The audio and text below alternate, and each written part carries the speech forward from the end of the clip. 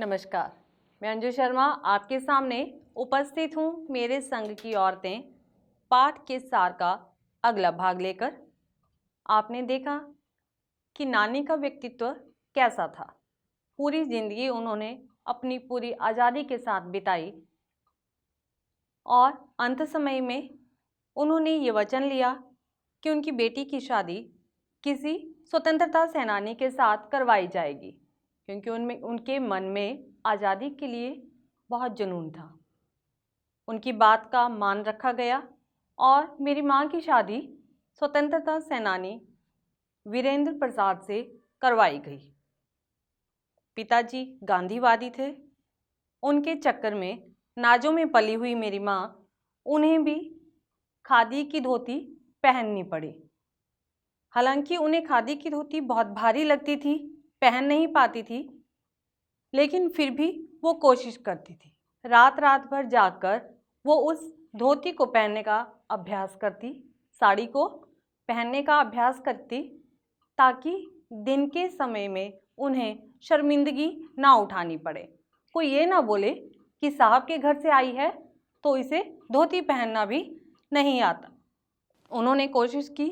हालांकि जो मेरी दादी थी वो कहा करती थी माँ के लिए कि हमारी बहू ऐसी कि धोया पोंछा और छींके से टांग दिया, यानी इतनी नाजुक सजावट की वस्तु जिसे अधिक हिलाया डुलाया ना जाए, धोया पोंछा और छींके से टांग दिया।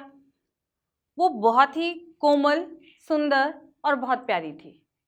उनसे घर में कोई काम नहीं करवाया जाता, कभी कुछ नहीं कहा जाता।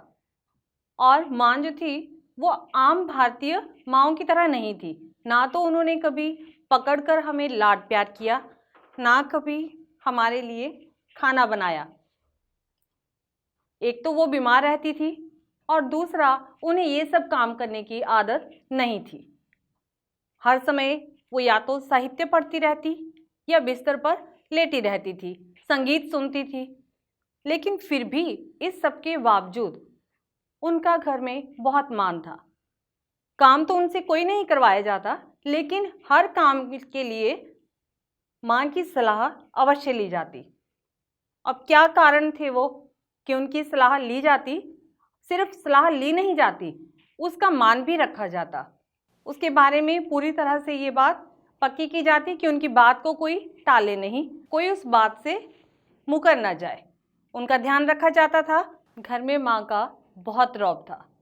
एक तो वो साहब परिवार से थी, इसके अलावा मेरी समझ में दो और कारण आए कि क्यों उन्हें सब लोग इतना मानते थे। पहला कारण, एक तो वो किसी से झूठ नहीं बोलती थी, जिसकी वजह से सभी उनके ऊपर विश्वास करते थे।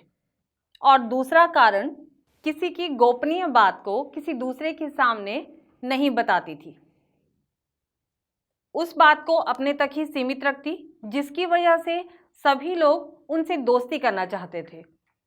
लेखिका का कहना था कि हमारे घर में निजता थी, निजता, प्राइवेसी। अब निजता, राइट जो है, निजता का अधिकार संविधान में अभी अभी आया है, मौलिक अधिकार में अभी जुड़ा है राइट टू प्राइवेसी। लेकिन उस समय में भी लेखिका के घर में वहाँ पर निजत्व उस समय में भी था। हालांकि मौलिक अधिकारों में निजता का जो अधिकार है वो अभी 2017 में जुड़ा है। तो इससे पता चलता है कि लेखिका का परिवार बहुत ही खुले विचारों वाला परिवार था। उनके घर में यहाँ तक कि किसी का पत्र भी नहीं पढ़ा जाता, जिसके नाम पर आया वो ही उसे पढ़ता था। कोई किसी के मामले में दखल नहीं देता था। सभी अपना अपना काम करते आज़ादी के साथ। इन्हीं सब बातों ने लेखिका को भी और उसकी बहनों को भी प्रेरित किया। अब ये तो बात हुई हमारे लेखिका की नानी और माँ के बारे में। अब उनके परिवार में उनकी दादी और उनकी बहनों के बारे में हम बात करेंगे हमारी अगली वीडियो में। तब तक के लिए नमस्कार।